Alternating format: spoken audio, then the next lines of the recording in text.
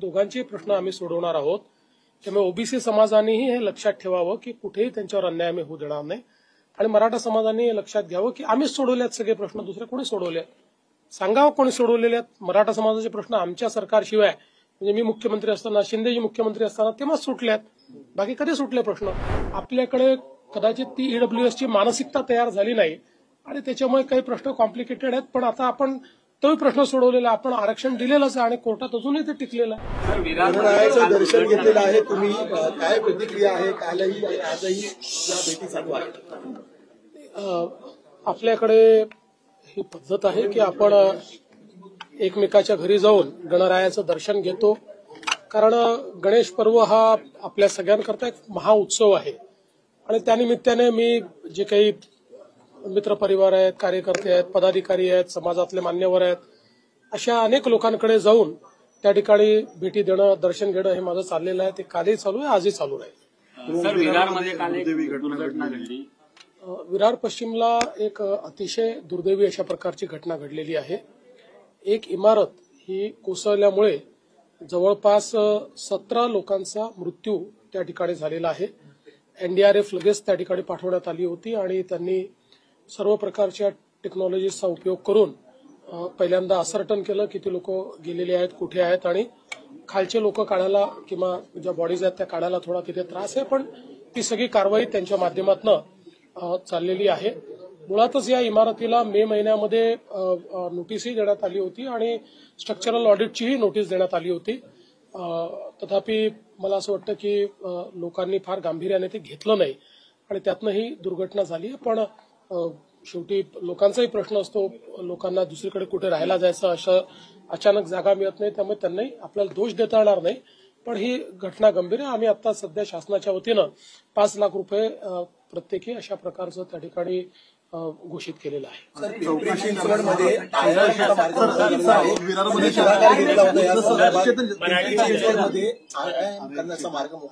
तुम्ही बैठक घेतली नाही, असं आहे की आपल्याकडे जे आयएम आहेत, स्पेशली जसं आयएम नागपूर आहे, तर आता देशातल्या अशा ज्या संस्था आहेत त्यांनी इतरत्रही शाखा काढावी अशी अपेक्षा आहे आणि त्या दृष्टीने आयएम नागपूरने पिंपरी चिंचवडमध्ये, पुण्यामध्ये शाखा काढण्याचं किंवा आयएम सेटअप करण्याचा एक प्रस्ताव दिला होता। आता त्यातले हळूहळू सगळे मार्ग मोकळे होत आहेत आणि लवकरच त्या ठिकाणी ते कॅम्पस आपल्याला पाहायला मिळेल। विरार को लेकर एक सवाल है, क्योंकि आपने जो अनाउंस किया वो अच्छा है, लेकिन वहाँ पर बहुत, मैं चूंकि वहाँ पर थे हम लोग, बहुत सारी बिल्डिंग है, इलीगल है, वहाँ पे लोग जिस दिशा में रह रहे हैं, बहुत बड़ा कंसर्न है सर। बिल्कुल कंसर्न की बात है। देखिए, वहाँ पर इलीगल बिल्डिंग्स भी है, डायलापिलेटेड बिल्डिंग्स भी है। अब इस पर्टिकुलर बिल्डिंग को भी नोटिस भी दिया गया था और स्ट्रक्चरल ऑडिट के लिए भी नोटिस दिया गया था, लेकिन कई बार क्या होता है, लोग गरीब है, लोगों को आप कितना भी कंपेल करो तो भी लोग सोचते हैं कि हम कहाँ जाएंगे, या फिर वहां से उनका एक प्रकार से जो व्यवसाय वगैरह होता है वो जुड़ा हुआ होता है, तो आप दूसरी जगह भी दो तो लोग तुरंत जाना नहीं चाहते। तो ये सारी प्रोसेस बड़ी कठिन है, लेकिन मुझे ऐसा लगता है कि ऐसे मामलों में थोड़ी कड़ाई भी हमको दिखानी पड़ेगी, क्योंकि लोगों की जान ये ज्यादा महत्व की है। बिल्डर के ऊपर कोई कार्रवाई की जाएगी? वो तो सारी उसकी मतलब जो तफ्तीश है वो की जाएगी और कार्रवाई की जाएगी। सर, स्वस्तात घर देण्याच्या नावाखाली विरार असेल, नालासोपारा असेल, वसई असेल, या भागात काही बिल्डर अनधिकृत बांधकाम करतात आणि अशा अनेक इमारती, अशा बिल्डरांवर भविष्यात कारवाई। आता तर आपण ते होऊ नये म्हणून मोठ्या प्रमाणात कारवाई केली आहे, पण या जुन्या बिल्डिंग्स आहेत, 15-20 वर्षापूर्वी झालेल्या अनेक अशा बिल्डिंग्स आहेत।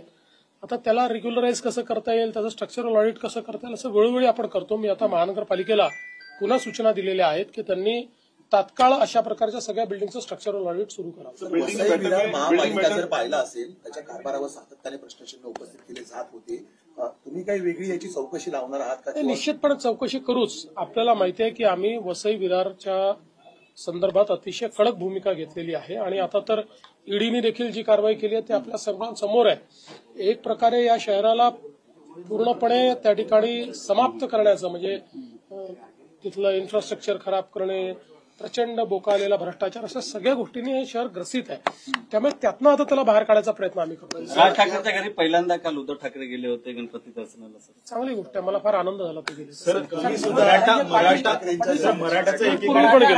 मराठाचं देखील आंदोलन सुरू आहे, दुसरीकडे ओबीसी मोर्चा देखील आहे, ते आता आंदोलन साखळी उपोषण करणार असं देखील त्यांनी घोषणा केलेली आहे.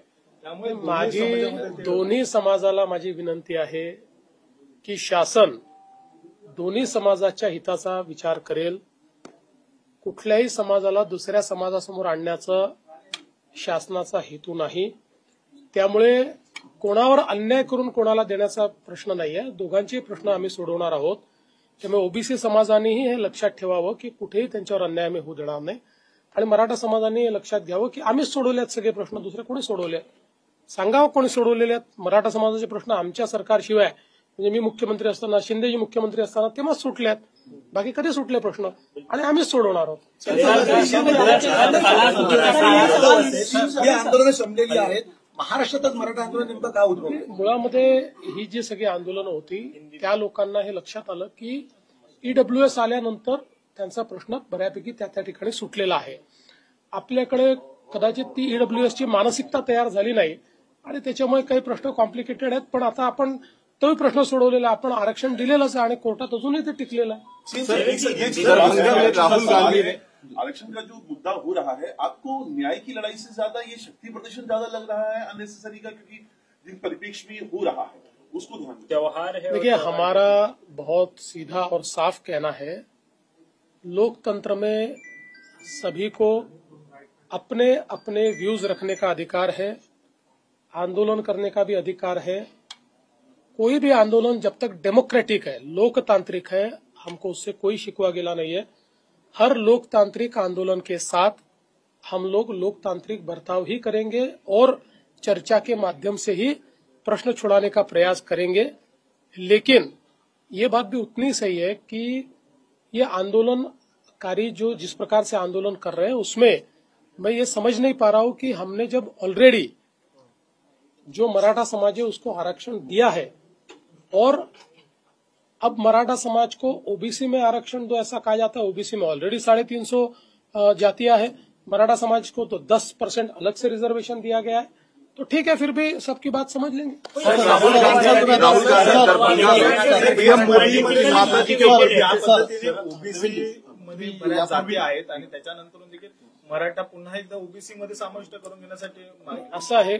पहिल्यांदा तर मी सांगतो की आमची पहिल्या दिवशीपासून भूमिका आहे, लोकशाहीमध्ये सगळ्यांना आपली मतं ठेवण्याचा अधिकार आहे, लोकशाहीमध्ये आंदोलन करण्याचा अधिकार आहे.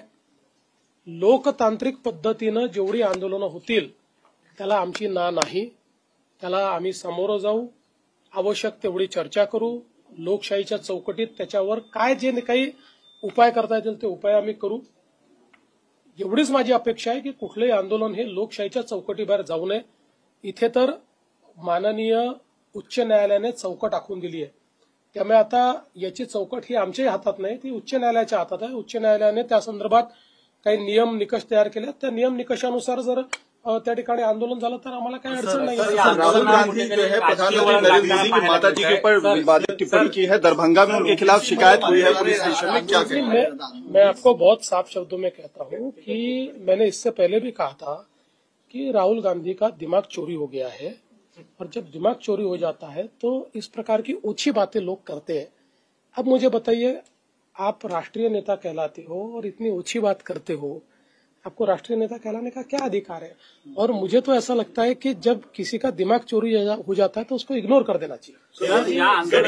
ओबीसीमध्ये एवढ्या जागा आहेत, खरं तर ओबीसीमध्ये एवढ्या जाती आहेत, मराठ्यांना तुम्ही देखील 10% तुम्ही दिलं असं वारंवार सांगितलं जातं, सरकारच्या वतीने दिलं देखील आहे, तरी देखील का नेमकं की किती? आता मला त्याचं उत्तर तर जे मागणी करतात तेच देऊ शकतात. आज आपल्याला माहिती आहे की जवळपास 350 जाती ओबीसीमध्ये आहेत.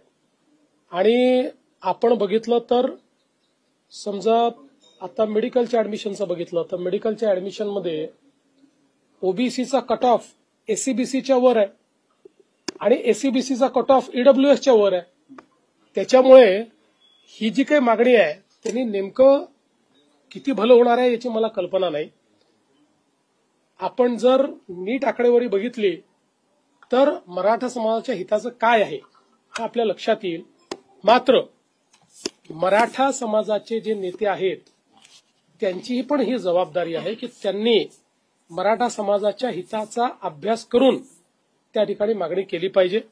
एक गोष्ट निश्चित आहे की जर SCBC असेल किंवा EWS असेल तर राजकीय आरक्षण मिळणार नाही. राजकीय आरक्षण हेतू असेल तर वेगळी गोष्ट आहे, पण राजकीय आरक्षण हा जर हेतू नसेल आणि सामाजिक आर्थिक परिवर्तनाची लढाई असेल, ऍडमिशन्स मिळाल्या पाहिजेत, नोकरी मिळाली पाहिजे, तर मला असं वाटतं की मग मागणीचा योग्य प्रकारे विचार किमान काही विचारवंतांनी तरी केला पाहिजे. तुम्ही मराठा समाजाला लागतोय. उद्धव ठाकरे असतील, शरद पवार असतील, ते देखील आता पाठिंबा देताना पाहायला मिळतात. काय या आंदोलनाला